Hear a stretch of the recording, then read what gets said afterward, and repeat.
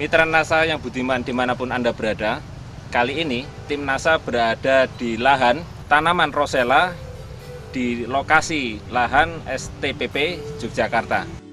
Nama saya Dwi Hartoto, petani udah 3 tahun ini, nyambi dengan kuliah. Alamat saya di Sekolah Tinggi Penyuluhan Pertanian.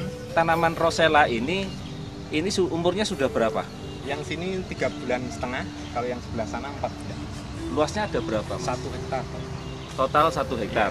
Untuk jumlah tanaman rosellanya ini kira-kira ada berapa batang? Kurang lebih 10.000 batang. Jarak tanamnya? 1 meter kali 50 cm. 1 meter kali 50 cm. Jadi kalau satu bedeng isinya berapa tanaman? Satu bedeng sekitar 15 tanaman. Kemudian jenisnya ini jenis apa? Jenis yang merah. Produk NASA yang Pak Dwi gunakan ini apa saja? Ya, produk NASA yang saya gunakan yang pertama yaitu POC NASA. Oh ya, ini POC NASA. Kemudian yang kedua Hormonic. Ya, untuk pertumbuhan ya. daun. Kemudian Super NASA. Kemudian yang berikutnya Power Nutrisi, ini andalan saya untuk meningkatkan produksi dari tanaman rosella yang saya budidayakan. Kemudian Aero yang sebagai perekat di antara semua yang saya pakai. Inilah yang bisa merekat di daun sehingga unsur hara yang saya semprotkan pada tanaman ini tidak mudah hilang. Oh ya. Cara penggunaan NASA ini bagaimana, Pak? Oh ya, untuk POC NASA, kemudian Super NASA, Hormonic sekaligus Aero, ini saya campurkan dengan 1 drum air yang isi 100 liter. Itu saya gunakan untuk sekitar 2000 meter persegi. 2000 meter persegi ya. Atau berapa bedeng? Sekitar 50 bedeng. 50 bedeng. Jadi NASA, Super NASA, ya, Hormonic dan Aero dimasukkan ke dalam drum 100 liter air. Kemudian disemprotkan ke tanaman atau ke tanah? Tanaman. Ke tanaman. Iya. Ke tanaman untuk 2000 meter persegi. Iya. Ya. Kebetulan saya menggunakan power sprayer, jadi pakai mesin, sehingga untuk aplikasi 2000 meter persegi itu saya menggunakan 100 liter air. Nah, ini disemprotkan saat kapan saja? Oh ya, untuk yang tadi saya sebutkan, saya menyemprotnya pada stadia pertumbuhan dari sekitar umur 15 hari setelah tanam sampai umur 3 bulan. Untuk benih, saya benih perendaman pakai POC NASA.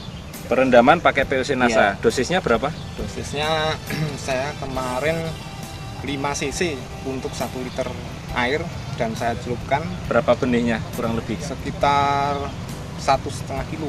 1,5 kilo pada air 1 liter dengan setengah tutup ya, kurang lebih ya. Setengah tutup POC. Direndam berapa lama? 6 jam. 6 jam. Itu saya peram, dia langsung kecambah, habis itu saya tanam. Ditanam di lahan. Kemudian media tanahnya, plastiknya ini setelah diolah tanah itu diberi perlakuan tidak?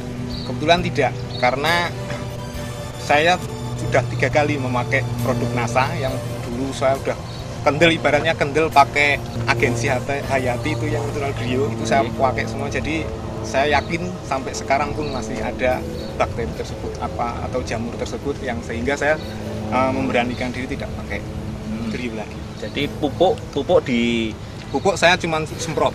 Jadi pupuk makronya di awal tanam tidak pakai? Tidak pakai. Saya tidak hanya pakai NASA Top. Power Nutrisi saya kocorkan. Jadi sekitar umur 2 bulan, karena dia untuk memacu pertumbuhan bunga, saya tidak mengaplikasikan pada stadium pertumbuhan vegetatif.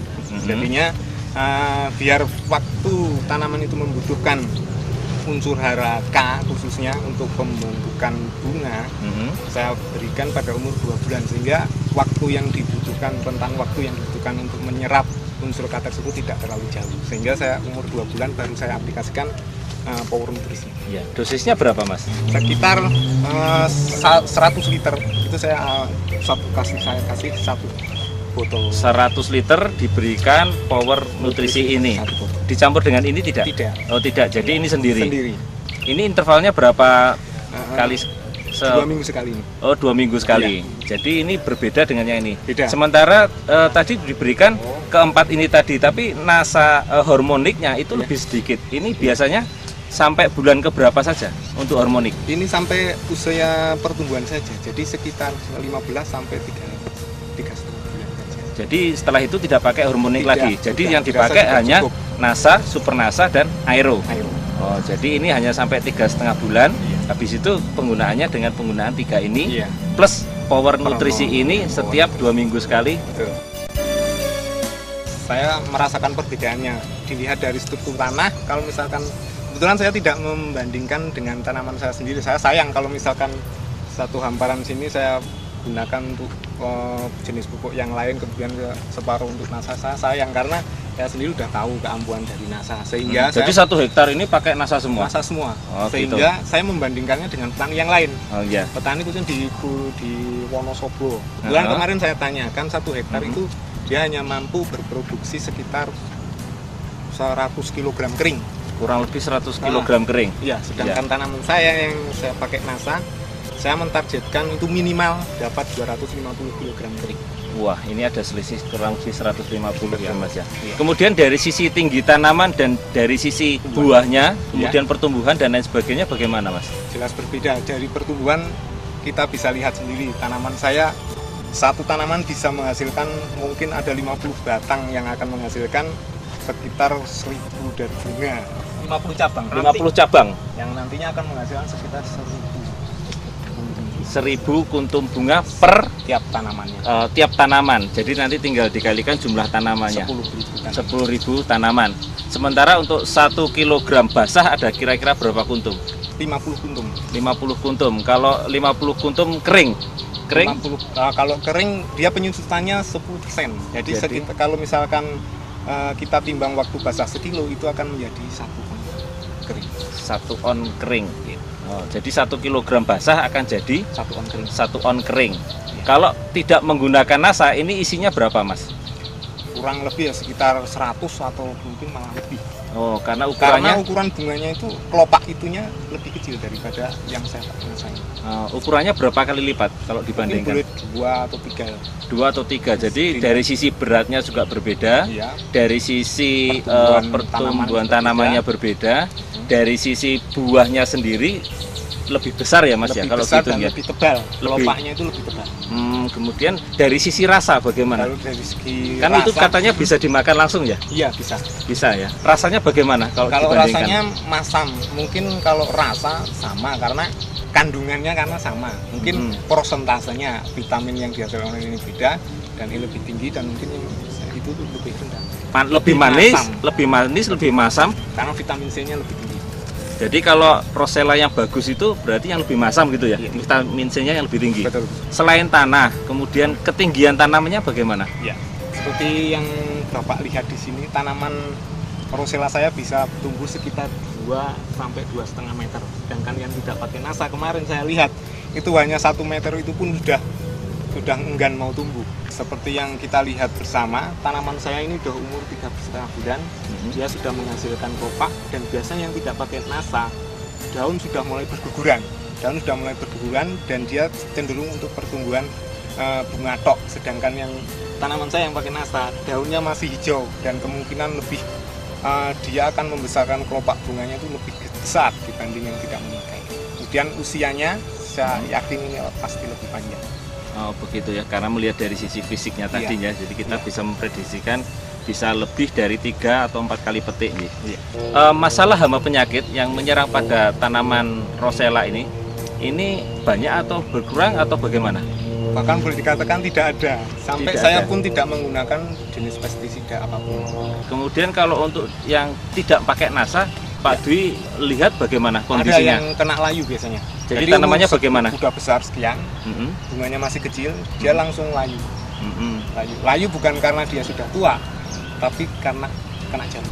Jadi pada tanaman Rosella ini memang rentan jamur ya, pada umumnya. Tetapi karena dengan kondisi yang Pak Dwi sekarang ini lakukan, ini tidak menggunakan apapun selain pupuk NASA dan tidak menggunakan pupuk makro juga ya. Tanaman Rosella ini biasanya dipetik umur berapa? 4 bulan. Kemudian ada pemetikan berikutnya? 4 bulan itu pemetikan biasanya 5-6 kali tergantung kesuburan tanaman tersebut. Petani biasanya panen tuh 4-5 kali. Tapi ini saya target karena saya pakai NASA, saya tebak 5-6 kali. Kira-kira kalau tanaman Rosella habis produksinya itu kira-kira sampai umur berapa bulan? 9 bulan.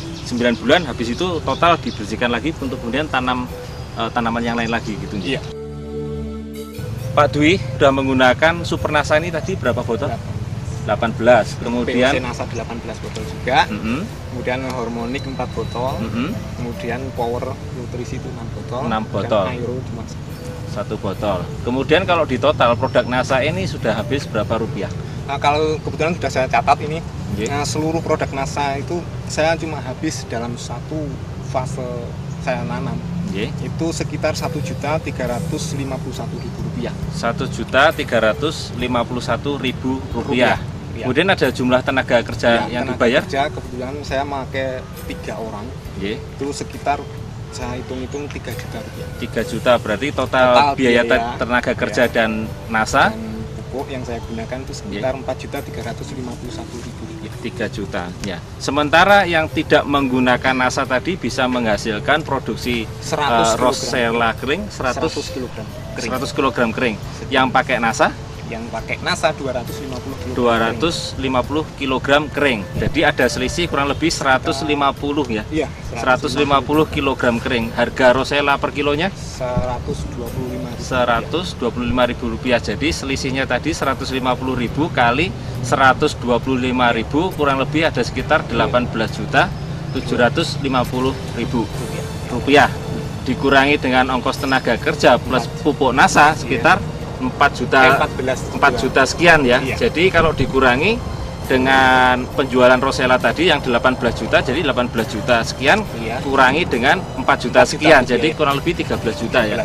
Dalam satu musim selama sampai sekitar 9 bulan ini ya. Dengan satu fase pemeliharaan sekitar 9 bulan, kemudian dengan frekuensi petik 5 kali. Ini baru 5 kali Pak ya, padahal nanti bisa lebih dari 5 kali ya. Jadi ada tambahan keuntungan di luar tadi ya. Iya. Saya sangat senang